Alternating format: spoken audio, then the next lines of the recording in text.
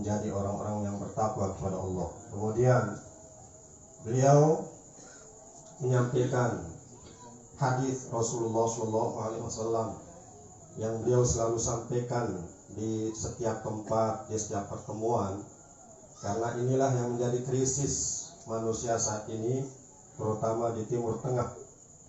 Hadis yang menjelaskan tentang bahwa orang yang memiliki sifat kasih sayang, Ar-Rahimun yarhamuhumur Rahman yarhamu man fil ardi yarhamkum man fis sama.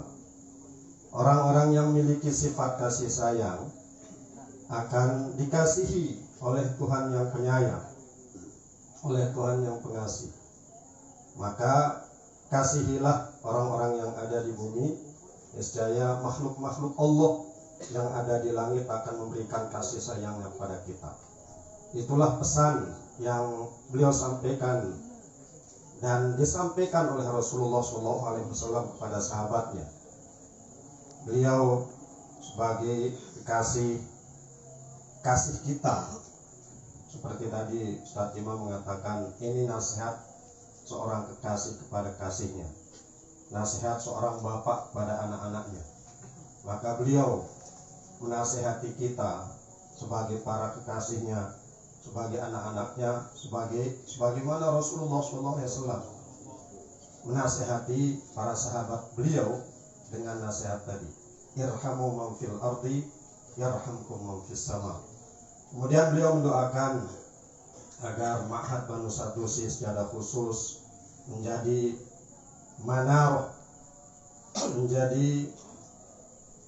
menara yang bisa menyinari banyak hati-hati manusia, menyinari hati-hati manusia dengan zikir kepada Allah Subhanahu wa taala. Karena hanya dengan zikir hati kita akan menjadi tenang, dan dengan zikir itu pula kita bisa memberikan kasih sayang kepada makhluk Allah yang lain.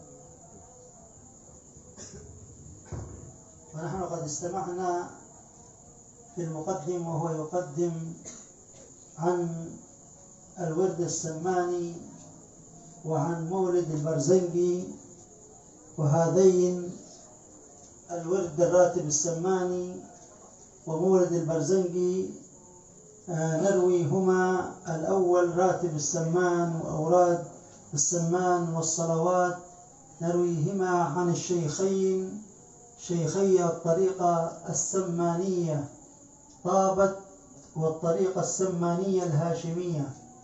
أما الطريقة السمانية طابت فنرويها عن سيدي البروفيسور سيدي عبد القادر الجيلي ابن سيدي عبد المحمود الحفيان ابن سيدي عبد القادر الجيلي ابن سيدي الإمام الأستاذ عبد المحمود ابن نور الدائم، وهو يروي عن والده عبد المحمود، وهو يروي عن والده عبد القادر الجيلي، وهو يروي عن والده الأستاذ عبد المحمود ابن نور الدائم، الذي يروي عن الزين القرشي، الذي يروي عن أحمد الطيب ابن البشير، الذي يروي عن الإمام محمد ابن عبد الكريم السمان صاحب الراتب السمان وشيخ الطريقة السمانية المدني الشافعي. كما نرويها من طريق شيخنا الشيخ المختار ابن محمد الحسن، الذي يروي عن جده لأمه محمد نور البشير، وعن الشريف التيجاني ابن الشريف محمد الأمين ابن الشريف الخاتم الحسني، وكلاهما الشيخ محمد نور والشيخ التيجاني يرويان عن والد الثاني الشيخ محمد الأمين، الذي يروي عن والده الشريف الخاتم، الذي يروي عن الشيخ القرشي الزين، الذي يروي عن الشيخ أحمد الطيب عن الشيخ السمان. ونجيزكم في راتب السمان وفي أوراد الطريقة السمانية من طريق الشيخين سيدي عبد القادر الجيلي وسيدي الشيخ المختار.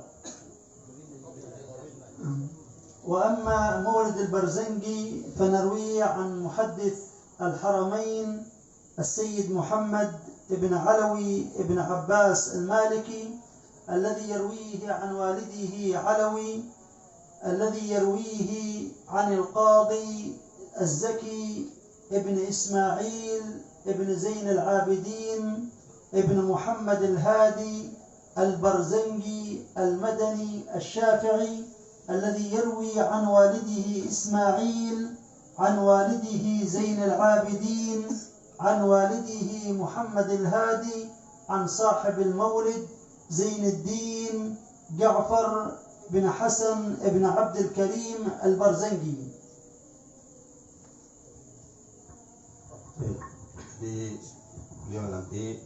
Beliau sudah mengijazahkan tadi wirid Sammani, kemudian Thariqah Sammaniyah.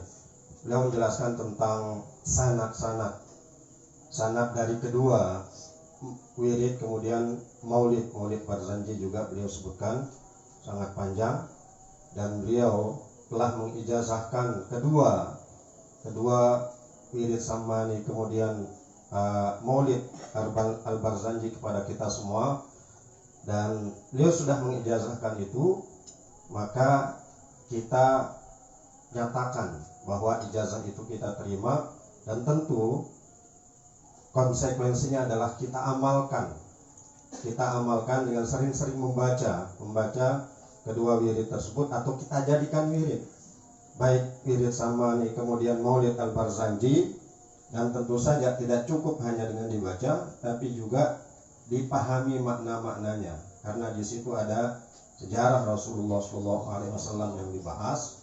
Maka untuk kita lebih mencintai Rasulullah SAW, kita harus memahami apa yang kita baca. Jadi beliau sudah mengijazahkan kepada kita, maka kita ucapkan qabiltu. Qabiltu. ونحن نحمد الله تعالى أن الله عز وجل جمع لنا في هذه المدارس العلمية بين أركان الدين الثلاثة، بين الإسلام الجانب العملي لهذا الدين، وبين الإيمان الجانب العقدي، وبين الإحسان الجانب الذوقي، وكل منهما الأول الجانب العملي يسمى الإسلام. ونحن نتعبد المولى جل ذكره بما وصل إليه اجتهاد إمام أهل السنة وناصر السنة في عصره أبي عبد الله محمد بن إدريس، وأيضا على طريقة ومذهب أهل السنة والجماعة في العقيدة ما ذهب إليه الإمام المجتهد أبي الحسن الأشعري.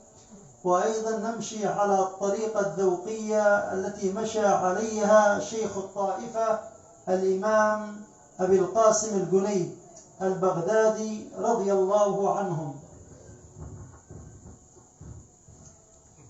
Rasulullah SAW pernah menjelaskan kepada para sahabatnya tentang 3 hal yang menjadi rukun di dalam agama Islam, yaitu Islam itu sendiri, dan ini menjelaskan tentang sisi amaliyah, sisi syariah.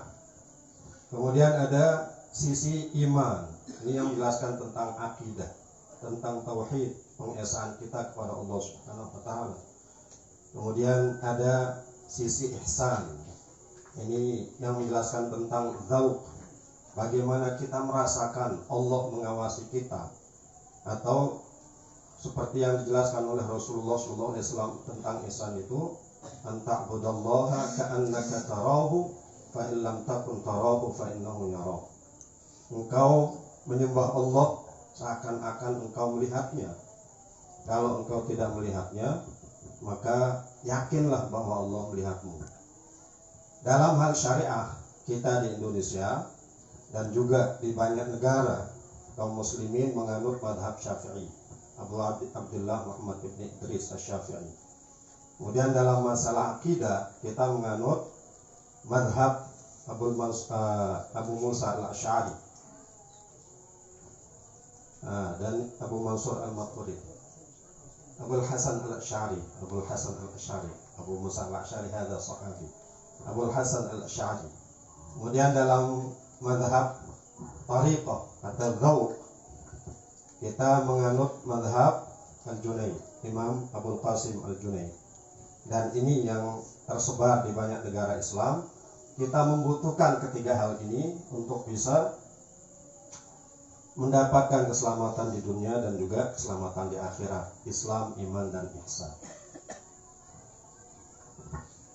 والنبي صلى الله عليه وآله وسلم بعد أن أسس أركان الدين وبينها أشار لنا أن هذه الأركان سيمر عليها الزمن وستتصدع ويصيبها الغبار فتحتاج إلى نوع من التجديد، والمقصود من التصدع هو ما تتعرض عليه من هجمات من أعداء الإسلام لهدم الإسلام وهدم الإحسان وهدم الإيمان. Di ketiga hal yang diajarkan oleh Rasulullah SAW di hadapan para sahabat atas pertanyaan dari malaikat Jibril, ini akan menghadapi tantangan Islam, tantangan iman, tantangan ihsan, itu pasti akan terjadi. Maka harapan dari kita adalah untuk kita bisa menyelamatkan keislaman kita bisa menyelamatkan keimanan dan ihsan kita harus lebih dekat lagi dengan para ulama. النبي صلى الله عليه وآله وسلم يقول لنا لتنقضن عرى الإسلام عروة عروة أولها الحكم وآخرها الصلاة ورب مصل لا أمانة له. Beliau menyampaikan hadis Rasulullah SAW yang menjelaskan bahwa agama ini akan terurai ikatan-ikatannya. Jadi Islam ini punya ikatan-ikatan dan itu akan terurai satu persatu. Yang pertama yang akan terurai dan hilang dari tengah-tengah kaum muslimin adalah tentang hukum. Kemudian yang terakhir yang akan hilang dari kaum muslimin, tengah-tengah kaum muslimin adalah ikatan sholat. Dan apa yang terjadi saat ini yang disebabkan karena corona ini itu sudah mulai. Kalau hukum sudah banyak hukum Islam yang tidak diamalkan, tidak dipraktekkan. Dan yang terakhir yang akan diurai, yang akan terurai oleh musuh-musuh Islam adalah sholat. Makanya sholat, jaga jarak, itu adalah cara musuh-musuh Islam untuk mengurai ikatan sholat ini, sehingga kita tidak lagi sholat dengan shaf yang rapat sebagaimana yang diajarkan oleh Rasulullah SAW. فالنبي عندما أخبرنا أن عرى الإسلام ستنقض، كلام النبي لا ينطق عن الهوى، وأنه لا بد سيخرج من ينقض عرى الإسلام وعرى الدين عروة سواء كان من أبناء جلدتنا من المسلمين كما قال النبي صلى الله عليه وآله وسلم يصبح الرجل مسلما ويمسي كافرا ويمسي مؤمنا ويصبح كافرا يبيع دينه بعرض من الدنيا قليل. Jadi pasti apa yang disabdakan oleh Rasulullah SAW pasti akan terjadi, karena beliau berbicara tidak menuruti hawa nafsunya, tapi wahyu dari Allah Subhanahu wa Ta'ala. Maka ketika beliau menyampaikan bahwa agama Islam itu ikatannya akan terputus, akan terurai satu persatu, maka itu pasti akan terjadi. Ini bukan ramalan, tapi suatu kepastian yang disampaikan oleh Rasulullah Sallallahu Alaihi Wasallam di zamannya, dan itu akan terjadi di zaman-zaman berikutnya. Maka akibat dari terurainya ikatan-ikatan Islam itu, kita melihat sebagaimana yang disabdakan juga oleh Rasulullah SAW. Ada orang yang pada saat pagi hari beriman, sore harinya dia kafir. Pada saat sore hari dia beriman, di pagi hari dia kafir. Dan itu sudah banyak yang terjadi seperti itu. Maka tantangan-tantangan dari keislaman dan keimanan dan ihsan kita harus kita waspadai, sehingga ajaran-ajaran, ikatan-ikatan Islam itu tidak terurai dari diri kita dengan kita meninggalkan apa yang menjadi ikatan-ikatan Islam ini. Alhamdulillah. في هذا الحديث أشار النبي صلى الله عليه وآله وسلم إلى إنسان يتعمد هدم الإسلام من أجل المال ومن أجل الدنيا. Ada orang-orang yang secara sengaja ingin merusak Islam dan memisahkannya dari kaum muslimin dengan motivasi materi dan kesenangan dunia. Dan itu banyak orang-orang yang seperti ini. Orang yang dengan sengaja merusak agama Islam, dan dia sendiri mengaku muslim, tapi tujuannya untuk merusak Islam dengan menerima bayaran dari orang-orang yang punya uang yang memang tujuannya untuk merusak Islam dan memisahkan Islam dari kaum muslim. كما أن هناك من يهدم الإسلام بحسن نية لكنه اتبع منهجا غير منهج الحبيب المصطفى صلى الله عليه وسلم، فكان كل ما يقدمه من دعوة على طريق وأسلوب الشيطان لا على طريق ومنهج النبي صلى الله عليه وآله وسلم. عبر عنهم النبي صلى الله عليه وآله وسلم بقوله إن على أبواب جهنم دعاء من أجابهم قذفوه فيها. إذن هم علماء دعاء عندهم نوع من التأثير حتى أنهم يكذبوك ويدخلونك إلى النار وأنت أعمى. وهذا لا يكون الداعية إلا إذا كان عنده نسبة معينة من العلم وعنده أسلوب استطاع أن يضحك على السذج من الناس حتى يرميهم إلى جهنم والعياذ بالله. Selain ada orang yang termotivasi merusak Islam dan kaum muslimin dengan motivasi materi dan dunia, ada orang-orang yang ingin merusak agama Islam itu dengan husnul niyah, dengan niat yang baik, semata-mata niat yang baik. Tapi apa yang mereka lakukan bertentangan dengan apa yang diajarkan oleh Rasulullah SAW. Kan syarat diterimanya amal itu kalau kita melaksanakan ibadah sesuai dengan yang diajarkan oleh Rasulullah dan dengan niat yang ikhlas. Ada orang yang semata-mata niatnya ikhlas, tapi praktek keagamaannya dan dia mendakwahkan itu tidak sesuai dengan yang diajarkan oleh Rasulullah SAW. Dan Rasulullah mengatakan bahwa nanti di pintu neraka jahanam itu ada orang yang menyeru orang lain, maka siapa saja yang mengikuti seruan orang ini, dia akan melemparnya ke dalam neraka jahanam itu. Jadi semata-mata niat yang baik tidak cukup untuk kita menjadi orang yang diterima oleh Rasulullah SAW sebagai umatnya. Maka berhati-hatilah terhadap orang-orang yang hanya dengan niat baik tapi tujuannya untuk menyesatkan banyak kaum muslim.